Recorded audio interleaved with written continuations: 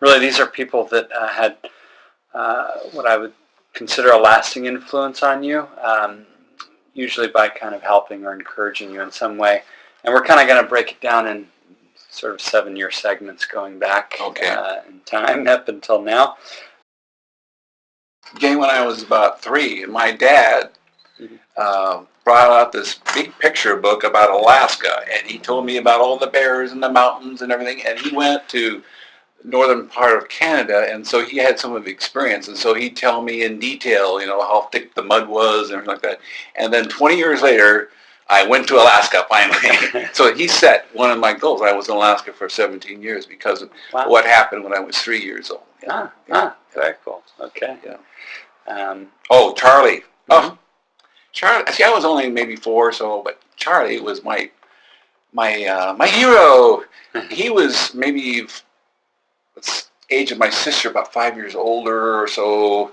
But he made rafts. We went up and down the river. We made tree houses. He had a magic show for the whole neighborhood, and in the basement, and everyone around came 1 penny to see, the monkey in the box, which was a mirror, And so I really enjoyed his company. Now my mother, on the other hand, wanted me, and everyone else, wanted me to play with a younger brother, Tom, but he wasn't as much fun. Not as much fun as Charlie, huh?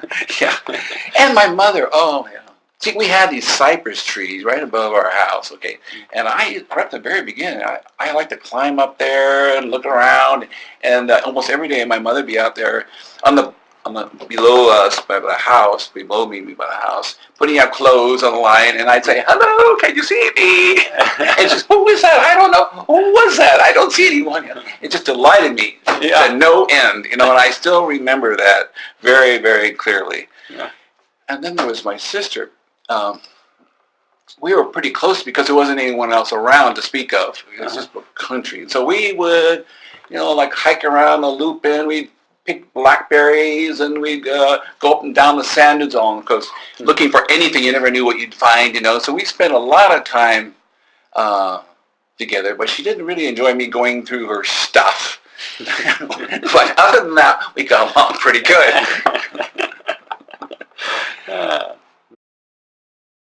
All right, let's jump to the next kind of...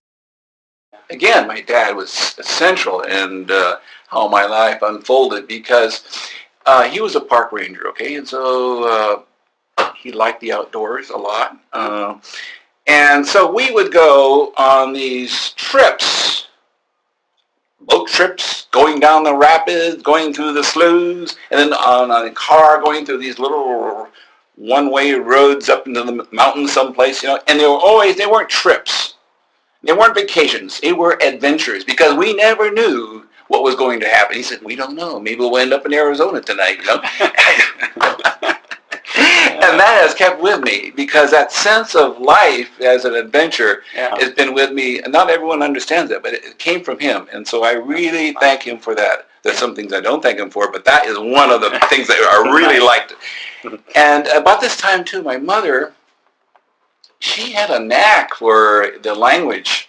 And so I was starting to go into high school and things like that. And every night, practically every other night or so, I'd ask her questions about an essay. And these are the things that I couldn't talk to my dad about, but she knew what I was talking about, even if I didn't know what I was talking about. And so it was so reaffirming, about who I was and where I was going. And then the third person was Jim. Well, see, we used to live out in the boonies, like Lake Tahoe and things like that, and then the Summer Coast. And now we came to Sacramento, and there's people, and there's schools, and all kinds of things, And Jim, I don't know why, but he did. He took me under his wing. He was the same age as me. Yeah. And he taught me how to play baseball and basketball, and we were real good buds.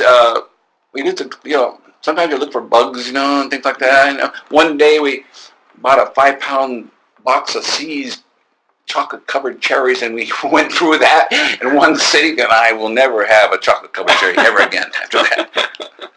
And I am so thankful for his friendship and helping me, get into the suburban life forever. Yeah. This would be really from when you were, say, 15 all the way up until, 21. Well, when I was still in high school, toward the later 2 years of high school, I met Pete. Mm-hmm. Now, Pete Garrett, he had some rough things going on in his life, but what was so remarkable about this fellow, and there's only been a few in my life, and Pete was one of them, was that he not only allowed you to be yourself, but he encouraged you to be yourself.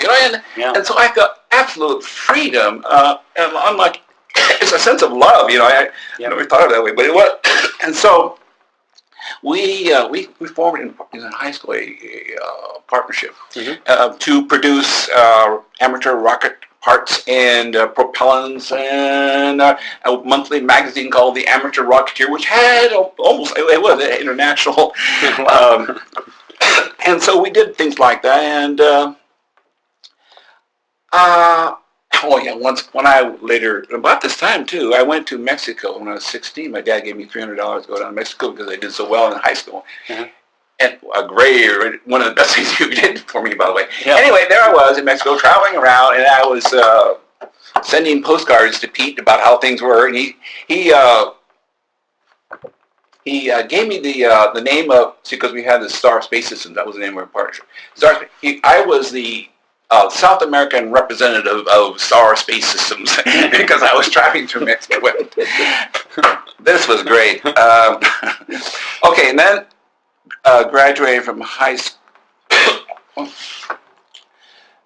Okay, this is interesting. My sister, she came back into the picture again because she had left and she went down to Los Angeles. We were living in Sacramento, but we kept a communication going, and so I would go down and visit her sometimes, and she introduced me to the creative life of Los Angeles, and the poet reading, and then the coffee houses, and she laid it out for me. It was really wonderful, and I'd say one thing or another, and maybe one of her friends, he doesn't know and she said, no, he does know what he's talking about. She always upheld what I was doing, and also introduced me to a wonderful creative life of Los Angeles. And and then when I graduated, I went to college in Berkeley, and I got a motorcycle, and I didn't tell my dad about it because I thought he'd say no, so I bought it through my employer. And I took off to New York and got a job there in the summertime. And I met my first love. I can't remember her name, but I always remember the nickname I gave her, which was Gitana, which was gypsy in Spanish. And she taught me how to line dance, and we went around. We went to New York City. We lived on the northern part of Long Island where we were, and visited these beaches which had not seen a footprint, in 100, 200 years. And so we had a really great, it was the first time for me of, enjoying love and being able to express myself on that level to someone else. And so this still is in my memory to this day. And I came back and I met the oboe girl from Oakland. I have to ask, how did she get that name? I can't remember her name, otherwise I'd say what it was. It comes every 10 years. I remember her name, but now I don't know it. So she played the oboe. Beautiful music, and later she learned how to do other, like the clarinet. She played the guitar. And so we would spend, she lived in Oakland, so they had this forest, trees or mountain right above the city, above Berkeley. We'd go up there and walk for miles, through the trees, It was so nice. And again, it's just one of those people that allowed me and encouraged me to be myself, and so she's very important. Okay, then about this time I fell into a very deep depression, maybe because I left the oboe girl. I don't know what happened. There were a couple things in there, but I was really down in the dumps, and so one night I went back to Sacramento, and one night this fellow called Bob, I've known for some time. He's down at the corner. He was maybe 5 or 6 years older than me. We used to bicycle a lot. And so he says, why don't we go out to Lake Tahoe tonight? You know, it's 6 o'clock at night, and we're going to Lake Tahoe. That sounds like an adventure. And it was snowing. And we managed not to get caught in the snow. But that night, he says, I was saying, well, gee, you're really clearing up my mind, because I was really not thinking clearly. And he was telling me, you know, how this is and that is and so on like that. And I said, well, thank you, Bob. He says, I'm your guardian angel. He's the first person ever said that to me. Wow. And I said, whoa, because I was right. He was my guardian angel that night. And that's what does it for this time, I guess. Yeah. Yeah. Good stories. Okay, let's move forward here to really your 20s, 22 to say 28 age, that time in your life. Okay, I started working for. Oh, by the way, these last 2 jobs, Jim. I didn't mention Jim way back there someplace, but I did mention Jim. But what I didn't say was that he got me my first 2 jobs, and now I was on my second job that he gave me. Nice. And this is for the Bureau of Land Management. We were surveying all over Northern California, and this particular time, I was up by Bakersfield, east of Bakersfield. And the one fellow there that I have remembered ever since, and I saw maybe 15 years later for a little bit, was Rick. Mm-hmm. Because, see, we had to carry these packs, heavy packs, chainsaws and distance finding gadgets up and down those mountains, and most of us were just moaning and groaning and cussing. But Rick, on the other hand, he was just saying, "Give it to me, I can take it." Oh my God. And he didn't even feel the pain, you know. And I always thought about that. And then just recently, I began to understand the mechanisms of that. And so I really thank Rick for introducing that notion to me. And about then that job, then I started school again at Fresno, California State University, Fresno, and for surveying. And I mentioned Annie because Annie, I feel like I've known her for a very long time and known her personally, but that was not the case. Actually, Annie Besant is just an author of Theosophy. And so I started, every night when I had a hamburger after school, I'd bring out my Theosophy book by Annie Besant. And everything she said was just right on the nose. I mean, I didn't have to understand it. I knew it already when she said it. And I said, what? And so this was a real opening avenue to my soul. So, and then about this time, Penny and her girls, came back into my life, and while I was going to school and working and so on like that, and so I thought, wouldn't it be a great idea to not just visit them, but bring along some kind of project. And so we did making soap, we did beef jerky, we did candles, and we made ice cream once, handmade ice cream. Everyone remembers all those times, including me. And so I would go, Easter, whatever time, and I'd go down with all my projects and buckets of stuff, and then we would make it there. Everyone, and that was a lot of fun. We'd go out, and then we would go out to the beach, because this is over right here in San Clemente area. And we'd make sand castles, and they're all still pretty small. All you have to do is make a funny face, and they start laughing hilariously. That's the young age they were. And so anyway, that takes care of that. Okay, moving on to really next period here, up until you're about 35. Okay, well, I moved to Alaska, and I met the person I married. It was Margaret, and we were married 17 years or so, and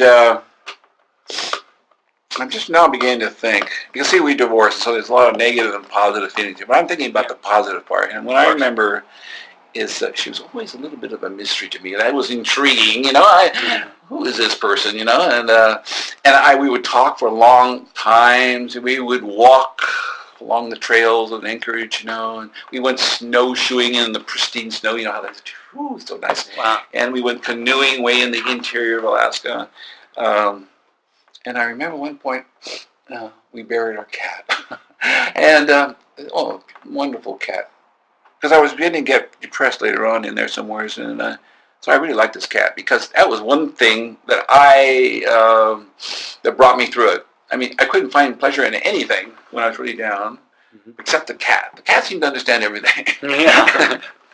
And anyway, so when we buried the cat, it was a solemn occasion, a sacred occasion, and we buried it in the state park. They didn't know that, overlooking the ocean. But in this time, before I got into that depression mode, was one of my employers, Dennis. He was another one of those individuals. He was my boss. Okay, I was working as at that time I was a computer analyst type of thing, computer programmer. And at that time if you could do programming, they kind of left you on your own. You're like in the mystique. Just do it, and then we'll worry more about it. Yeah. We don't worry about what you do. Just do it, and then we don't want to know anything more. And so he not only did that, but he encouraged me to do that. He encouraged me to take whatever creative steps I thought necessary or felt would be great. Mm-hmm. And so he's a really a person that brought how can I say life-affirming kind of person. Yeah. Okay. And so then Margaret's still with me, and one of the things we like to do is, for no good reason, go out to the Dunkin' Donuts and have 2 large cups of hot chocolate and about 3 or 4 donuts. That was a sugar high, I believe. Yeah. We both liked to do it. It was amazing. I didn't come down with diabetes. Yeah. Oh, yeah, another thing. She really liked French toast with reindeer sausage. Lunch, dinner, morning, it didn't make any difference every day. We had a lot of that. I'm surprised I'm still alive. Anyway, then 35 to 42. Okay, well, I joined Toastmasters. There's a speaking group. You learn how to speak before a group, but it's much more than that, for me at least. And one of the people there, his name is John Brisky. He was my mentor. Now, again, this is a person, when I get into something that I like, I usually go all the way, 100% or more. And I did it with Toastmasters again. It's like workaholic type of thing, and this is Toastmasterholic. And so I thought we're going to be the best Toastmaster club in the entire international world. And they laid out steps of how you could do it. So, we're going to do it.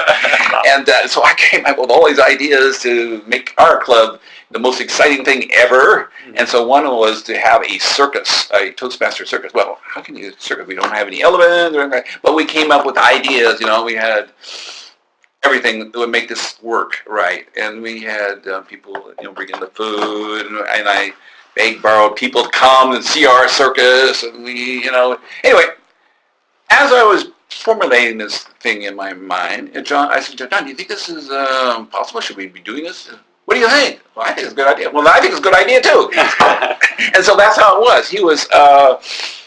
He didn't, these kind of people, they don't tell you what to do. They just allow you to come up and be yourself and do what you want to do. And so he was one of them. And I really love John quite a bit. Let's round out your 40s here. Oh, yes. I mentioned Sid. You see, Sid Wick, that's the cat. Margaret wanted to have the privacy, afforded by not having her name, didn't want it unlisted, because that would be, too costly or something. So what she did was she put the name of the phone in her cat's name. That's hilarious. And so her cat was named Sid, and her last name was Wick. So her name was Sid Wick. And so we started getting all this mail for Sid Wick. And so we knew they went to the telephone list to get this, It was not the thing we had to look at. So we give it to the cat, and then he snipped the cat. Yeah, okay. Out. Next. Oh, that was great.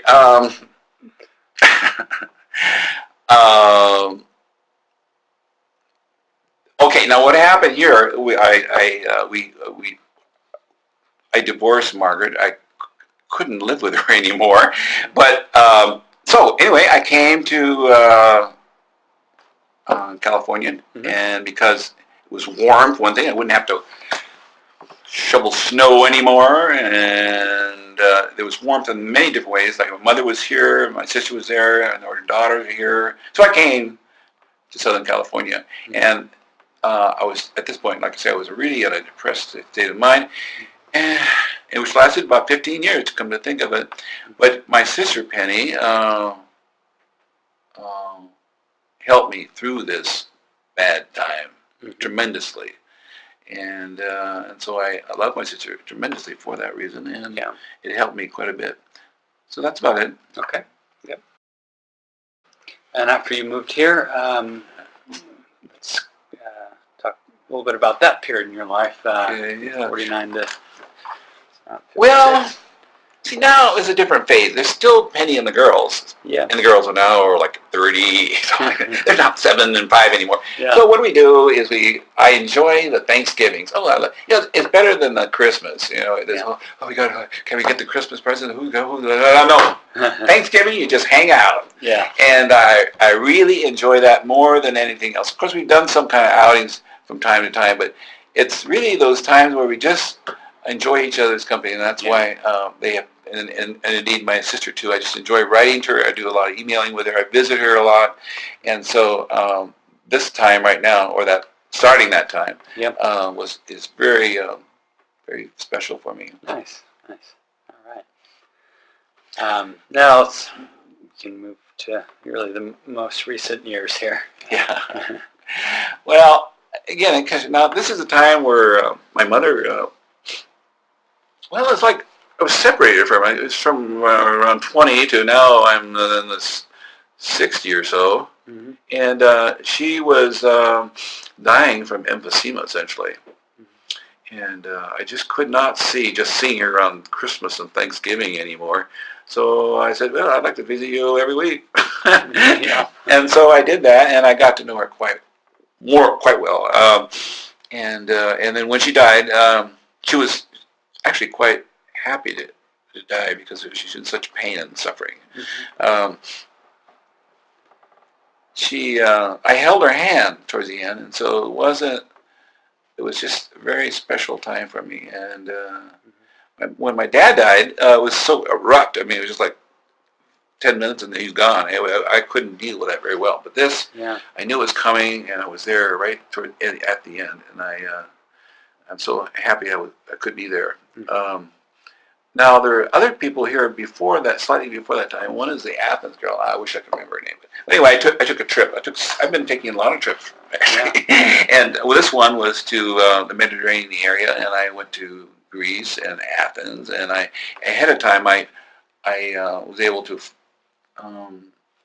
contact this girl because she sounded like an interesting kind of person. She was from England. Mm-hmm. Living in Athens.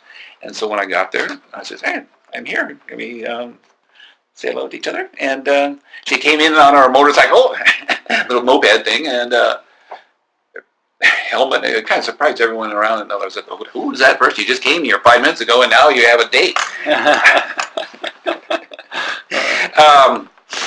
But anyway, what was so special about that evening with her, she was telling me,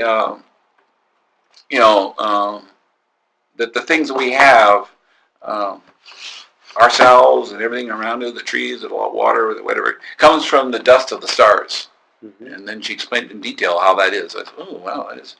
Okay, so anyway, I remember that evening, especially that little thing about we were born from the dust of the stars. Yeah. And now we're talking about really recent, like in the last 6 months or so, Lee. And then the Hilti guy, he's another one of those guys. Well, it's like he is a very educated fellow. Reads a lot. Has an extremely open mind. Mm-hmm. And so when I talk to him about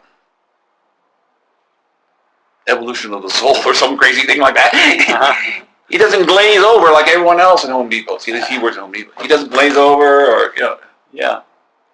He stays right with me. And so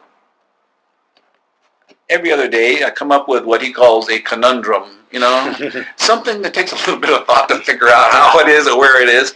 And so we have a lot of conundrum moments. Nice. And I enjoy meeting him every day, Yeah. And so he's the Hilti. I don't even know his name really, but he's the Hilti guy, Hilti representative in Home Depot. Oh, cool. Yeah. Nice. Great stories. Yeah. Thanks, Doug. Thank you, Peter, for helping me see my angels and heroes.